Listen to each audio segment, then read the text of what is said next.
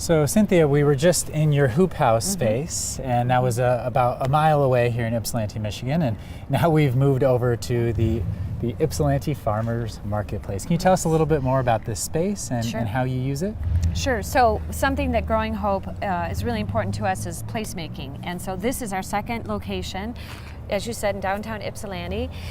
It's our Ypsilanti Farmers Marketplace, a multi-purpose space that we really repurpose from. You can look a little bit, you can tell that this part of it, which is our welcome center, holds some of our staff. Was a bank building at one point, a drive-through bank building. But we have plants growing in it, we have staff in it, and actually in the basement we have a cooler for aggregation of produce. And on Tuesday afternoons, year-round, we have our farmers market here from 3 to 7, either outside if the weather's nice in the parking lot behind us, or inside the marketplace hall, which we'll see soon. Wonderful. Yeah. Well, thank you for that, and No problem. we'll look forward to kind of jumping into the rest of the space. Okay.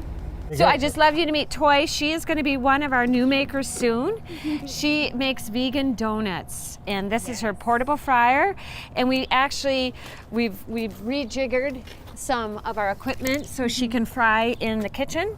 And we had an electrician in there today helping put in 220 voltage. So we're step by step getting there, and I can't wait to taste them. Oh, they're delicious. They're vegan too. I know. Yes. That's amazing. I can imagine 10 years ago in a space like this, we probably wouldn't have seen vegan donuts available, But right? they are here. They're here to stay. That's right. That's right. Well, awesome. I'm glad we made this step. Okay. Wonderful. See ya. Nice to meet you.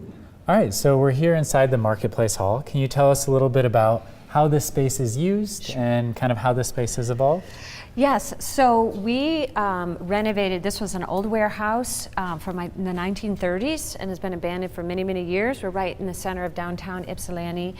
And through some help with donors and a capital campaign, we were able to purchase the building and do about a 3-year renovation to bring it up to code and make it the building it is today. So it houses our indoor farmers market, which happens every Tuesday from 3 to 7 year-round. Now having this building makes it year-round, which is wonderful. We also host a lot of other community groups here. Our building blocks classes, actually that's where the tables are set up from. We had a free class on the cottage food law. I had about 40 people here on Monday night. And we also then, when we're not using it, we rent it as an event rental space for some off or non-mission revenue, which helps support our programs. And it also houses, right through these red doors, our incubator kitchen, the Growing Hope Incubator Kitchen, Wonderful. Well, which I mentioned a let's go little check bit it out. before. Okay, great. So we have some work going on in here today. Not any makers, but we're actually working on some electrical to help Toy with her vegan donuts. So an incubator kitchen is basically a means to help food entrepreneurs really launch their business. Okay. A typical barrier to entry is the need to work in a licensed kitchen. And it's very costly, and there really aren't a lot available. And the thing is, you need to have not just the kitchen, but you need to be able to have dry storage and cold storage, because once you bring your ingredients in, you can't take them back until they're in the product and headed to the end user.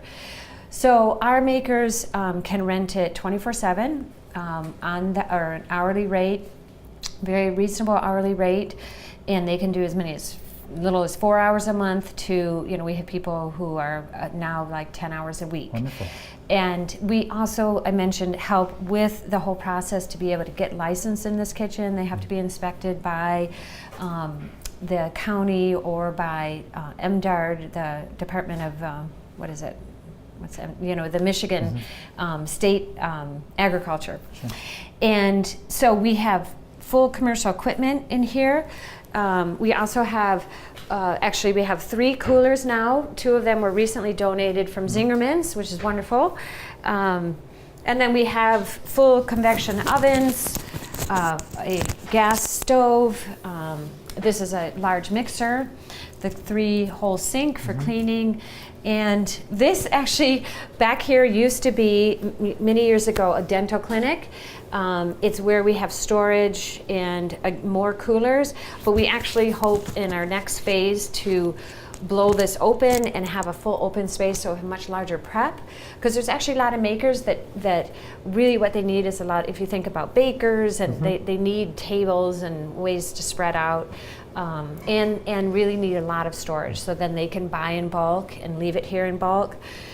So that's the next phase. But at this point, we're still just getting up and running, but we have 7, I think now, makers that have been inspected and are now qualified to use the kitchen, and just a wide variety of diversity of product and people, and it's really fun to see. That's amazing. Yeah. So it sounds like between the hoop house and kind of the farm, Yes. you're kind of removing barriers, and Yes. then here we come into this space and we can see a Yep. spot for buyers and sellers to come Yep. together. We can see a spot for entrepreneurs Yep. to kind of think through how they would start a business Yep. in sustainable food production.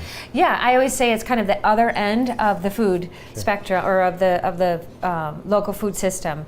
The story I told you before. So 2 of our makers who are working to get up and running, they're garlic farmers, local garlic farmers, and they want to process their garlic down into small bulbs that's easier for restaurants to use and sell it locally. And so they'll process and package here.